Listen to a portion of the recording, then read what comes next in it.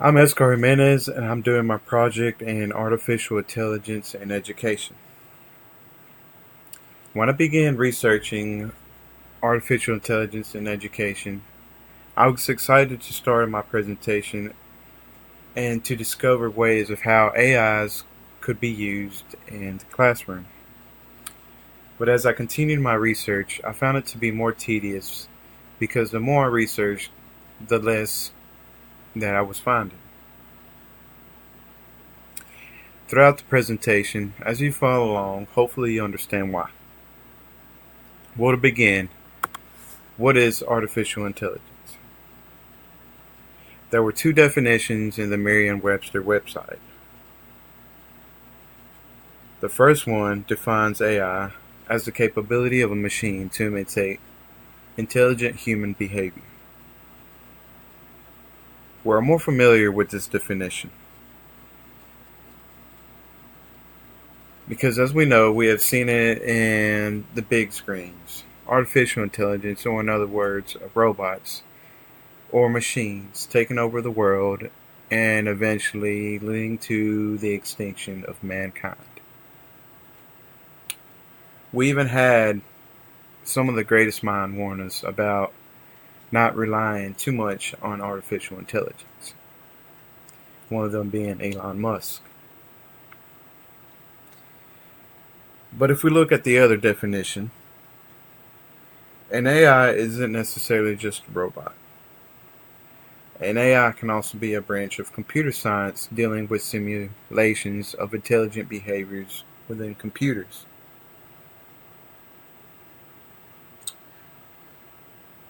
So this is the most common form of AIs we will see. Well, how can we incorporate AIs in a classroom? Do we replace the teachers with robots and have a robot standing in front of the class teaching to the classroom? Or do we just have our students to complete programs where they can master their skills and refine them? Or do we have screencasts where you can have interactive videos of teachers teaching students from around the globe? Or do we just let them stay at home and have them complete their schooling on their computers by themselves?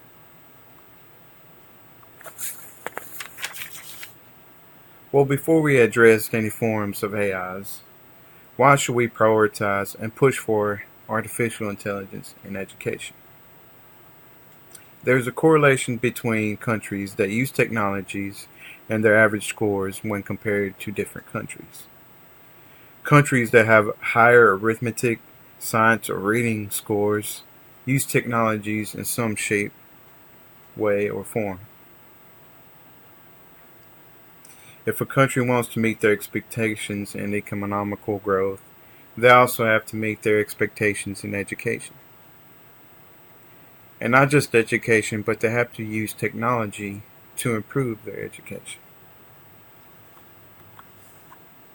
And here's data of these scores when compared to different countries. As you can see, the top countries, for an example being Singapore and another one being South Korea, surpasses the average, whereas the United States falls short from the average. Well, Singapore and Korea weren't always at the top. If not, Singapore and South Korea were once considered third world countries if back in the 1950s. So how did these third world countries all of a sudden become these first world countries? One way that Singapore did this is that they went with their educational systems and they improved their systems by incorporating technology. Later on, the educational systems later contributed to their economic growth. They went from a labor-intensive to capital and technology-intensive economies, whereas South Korea has taken the approach to be toward tech-supported learning and a high-tech, high-touch learning environment. Here's an example of how Singapore looked, say around the 1960s and present-day Singapore, just to show you the difference between those two. So how does technology relate to artificial intelligence? Well, we can look at the word or the definition of ephemeralization. Now, ephemeralization is the term that explains the progress of technology or the tendency of technology to keep doing more and more with less and less. And one of the examples, as you can see, are the first man-made computers compared to what we have now, the iPhone. Big difference in size, and not just the size but capacity of the multiple tasks that it can do. Our phones are capable of doing many tasks that was unheard of or even unimaginable when compared to the first computer. So back to artificial intelligence and education. What can be some of the purposes or some of the implementations that we can use? Well, the first one being grading. We can use different AI programs to grade the assessments for us teachers instead of us having to doing it by hand. And this isn't just not limited to Scantrons, but we can actually have AIs that can scan and they can assist the handwritten questions. We can also use tutoring. These programs can help students reassess materials that they have mastered. They can fine-tune them. They can predict where they will have more troubles. And another obvious would be analysis.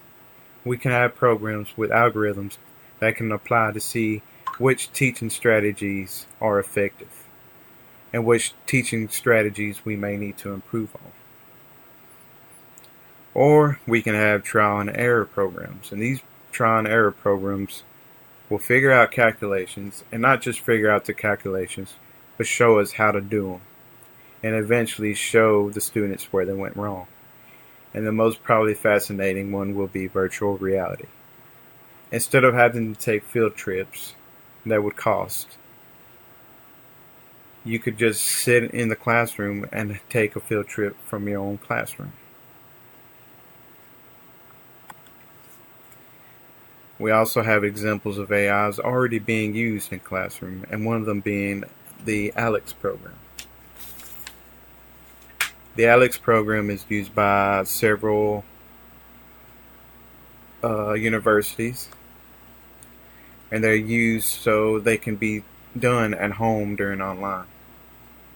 Now, these programs can teach and reassess the student which type of calculations or which type of skill or objective they still need to practice on. Bloomboard, we may have heard of Bloomboard already. We have to talk to our advisors and our principals to reevaluate our teaching methods or where we need to improve on.